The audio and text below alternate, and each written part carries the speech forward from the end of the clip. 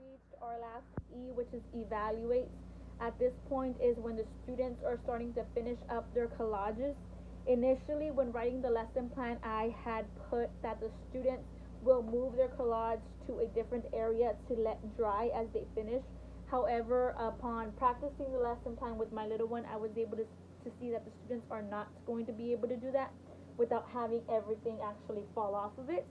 So I did change that up to having the students leave the collage on their table to let dry, and that is of course when the teacher is also going to be implementing assessments by asking the students, what did you create, what are some of the things that you put on your collage.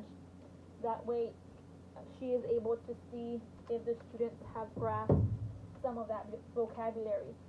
Usually what I like to do is make an actual note on the art piece. For example, here I put a collage of rocks and dirt, which is more or less what a 3 to 4 year old should be able to say.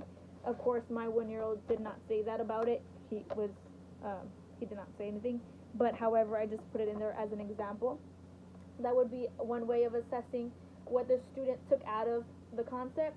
And then the last assessment would be the rubric that is below, which is the student's vocabulary list, what vocabulary the child took from the lesson, the number of objects that they collected, which pretty much goes hand in hand with the engagement section.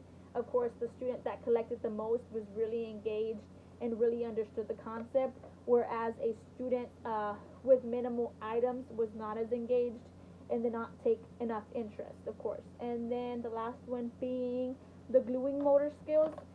Just a brief note, still needs work, for example, that way you know that you can work with that student, not necessarily gluing, but different motor skills activities that they can use.